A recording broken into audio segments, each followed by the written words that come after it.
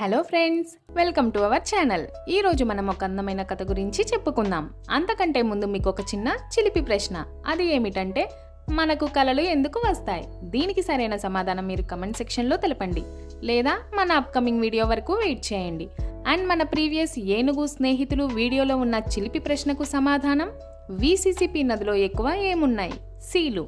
ఇంకెందుకు ఆలస్యం, కథలోకి వెళ్ళిపోదామా? ఈరోజు మనం చెప్పుకోబోయే కథ పేరు తాబేలు ఎలుగుబంటి. ఒక అడవిలో ఒక ఎలుగుబంటి ఉండేది.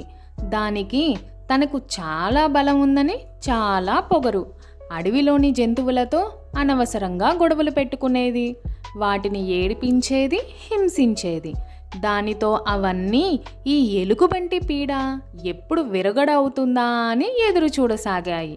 ఆ అడవిలో సింహాలు, పులులు, ఏనుగులు వంటి పెద్ద పెద్ద జంతువులు ఏవీ లేకపోవడంతో ఎలుగుబంటికి ఎదురే లేకుండా పోయింది. ఎలుగుబంటి ఒకరోజు అడవిలోని జంతువులను అన్నింటినీ పిలిచింది. ఈ అడవిలో నన్ను ఓడించే మొనగాళ్ళు ఎవరైనా ఉన్నారా?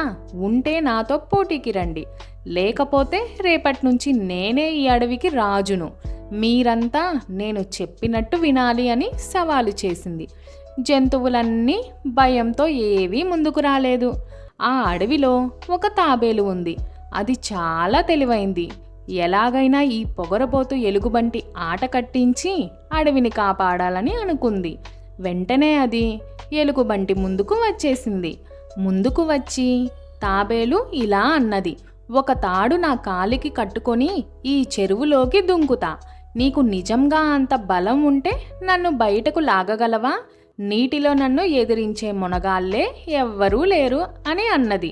ఆ మాటలకు ఎలుగుబంటి పడి పడి నవ్వుతూ, ఏంది, నిన్ను నేను బయటకు లాగలేనా? గట్టిగా ఒక్క లాగు లాగానంటే ఎగిరి చెరువులో నుంచి బయటకొచ్చి పడతావు. నేను పోటీకి సిద్ధం అని పొగరుగా అంది.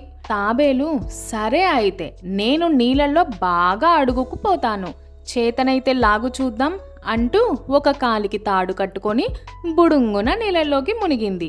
తాబేలు వేగంగా కిందకు పోయింది. ఒక పెద్ద బండరాయికి తాడును కట్టేసి పక్కనే మౌనంగా నిలబడింది. ఎలుగుబంటికి ఇదంతా తెలీదు కదా. దాంతో లాగడం మొదలుపెట్టింది. ఎంత లాగినా తాడు కొంచెం కూడా కదల్లేదు. లాగి లాగి దానికి చేతులు నొప్పి పెట్టాయి. ఆఖరికి ఇంక నా చేత కాదు అంటూ తలదించుకుంది. ఆ వెంటనే తాబేలు మరలా తాడును తన కాలికి కట్టుకుంది. ఏమీ తెలియని నంగనాచి లెక్క పైకి వచ్చి, ఓస్, నీ బలం ఇంతేనా? ఏదో పెద్ద వీరునివి అనుకున్నానే ఇన్ని రోజులు అని అన్నది. అది చూసి చుట్టూ ఉన్న జంతువులన్నీ పడి పడి నవ్వసాగాయి. ఎలుగుబంటి సిగ్గుతో వాటికి మొహం చూపించలేక అడవి వదిలి వెళ్ళిపోయింది. అడవిలోని జంతువులన్నీ సంబరాలు చిందులు వేశాయి. తాబేలు తెలివిని ఎంతో మెచ్చుకున్నాయి. సో ఫ్రెండ్స్, ఈ కథ ద్వారా మనం ఏం తెలుసుకున్నాం? తెలివితేటలు బలం కన్నా శ్రేష్టం. ఆలోచన చేయగలిగిన వారు ఎంతటి శక్తివంతులైనా ఎదుర్కొని గెలవగలరు. తెలివితేటలు ఎంతటి బలశాలి అయినా ఓడించగలవనే విషయాన్ని మనం తెలుసుకోవాలి. అహంకారం మనల్ని నాశనం చేస్తుంది, కానీ జ్ఞానం మరియు స్నేహం మనల్ని బలవంతులుగా మారుస్తుంది. హలో ఫ్రెండ్స్, కథను విన్నారు కదా.